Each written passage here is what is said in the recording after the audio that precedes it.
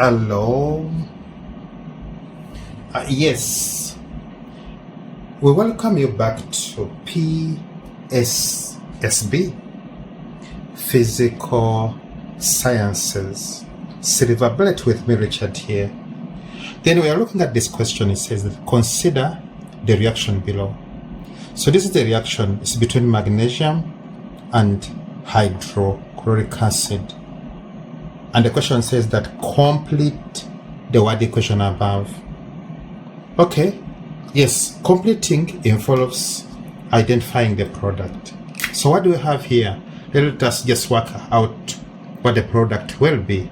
If you have magnesium, which is this one, and hydrochloric acid, which is this one, then you have to know that this one is positive, and this one has a positive and a negative. So what happens is that the positive of this one attacks that, and this one has nothing else to attach to. So ideally, this one becomes a gas. It rearranges to form diatomic molecule. So this one will give us two products. What are they? It will give us magnesium chloride, and it will give us hydrogen gas. Remember, hydrogen cannot exist alone, so it will align and pair up to form hydrogen gas. So when they say complete the word equation, they want you to rewrite this and then write the product also in words. And how do we approach this? You are going to say magnesium plus hydrochloric acid, giving you these products, which is magnesium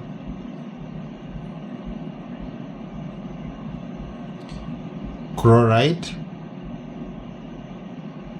plus hydrogen gas.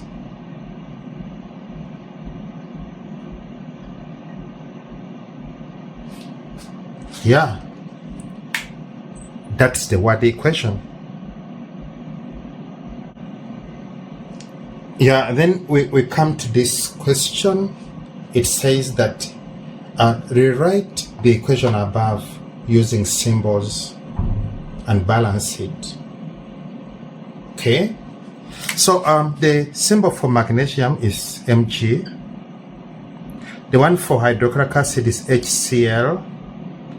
Then we have our products, which we know already is going to be magnesium chloride plus hydrogen. Okay, and they said we balance it. What do we do? Let us look at magnesium. Magnesium is balanced, but chlorine is not. We are having Cl2 here and Cl here. Remember, we balance by putting a number in front. So we put a 2 here, and now chlorine is balanced. It so happens that even hydrogen now is balanced. So that is it. Yeah, then we come to this one. It says that on the equation above, which is 2, indicate all the phases for reactants and products. So what are the phases we have here, or the states in which these substances exist? Magnesium is a solid, so we indicate with S. Hydrochloric acid is aqueous, meaning dissolved in water. Magnesium chloride, the moment you have aqueous here, you can't have solid this side unless it is a precipitation. But this one is soluble, so what are we going to have here? Aqueous. And this one is a gas. So those are the phases in which the reactants and products exist. Yeah, Then we come to this question. It says that state the law of conservation of mass. Okay? Yes, how does it state? It states that the total mass of substance participating in the reaction is conserved. That one simply means that the total mass of reactants is equal to the total mass of products. Yeah, then we come to this one. It says that state the law of conservation of atoms. Okay, what does it? How does it state? It states that the total number and type of atoms during a chemical reaction is conserved.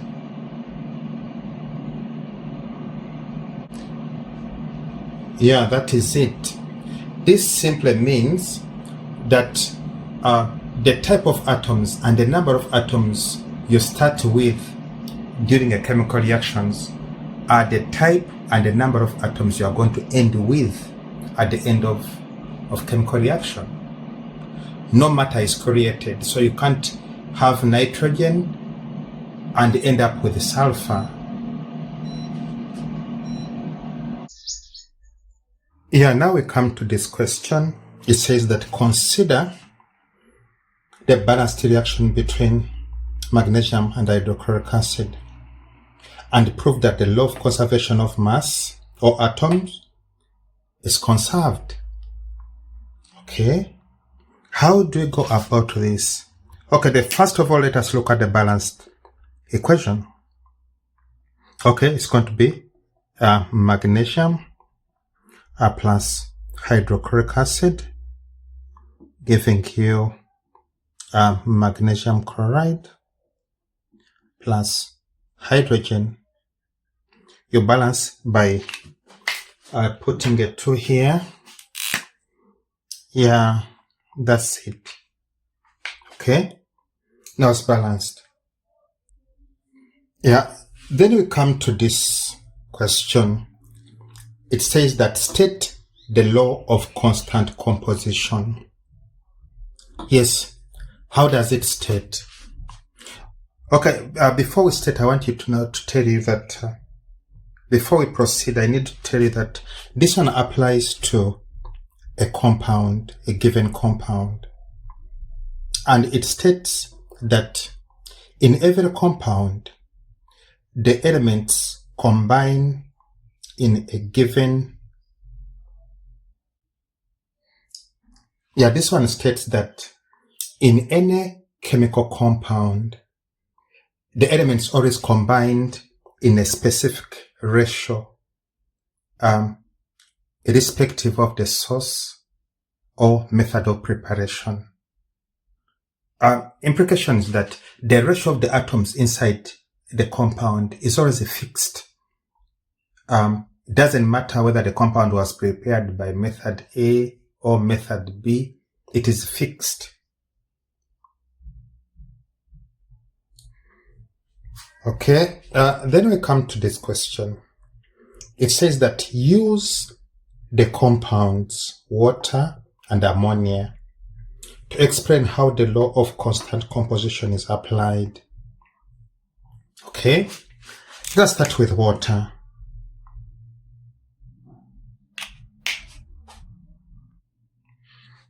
Okay, let us start with water. Okay, you need to know that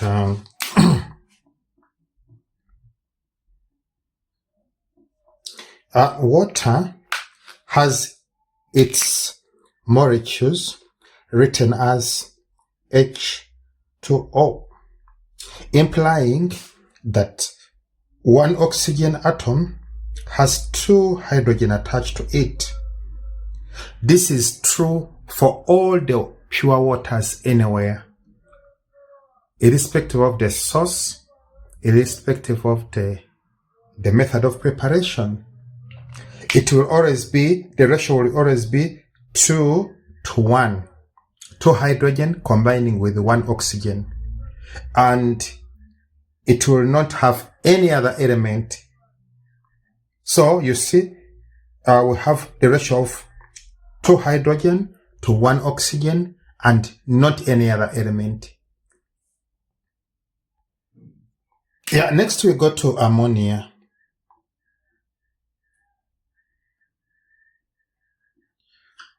Okay, yes, ammonia, which is written as NH3, it will always have 1 nitrogen combining with 3 hydrogen in that ratio, which is 1 to 3.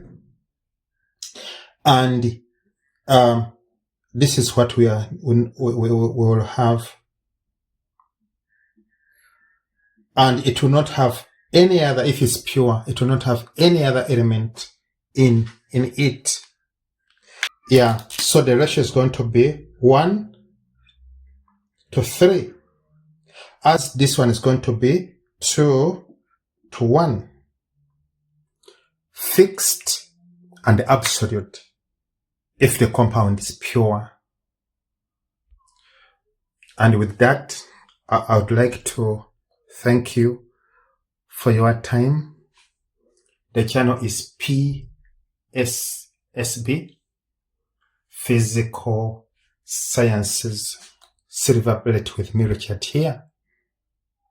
We urge you to subscribe, to comment, to like, to share. Yes, we believe we are the best. Stick with us, you won't regret. See you next time. Bye-bye.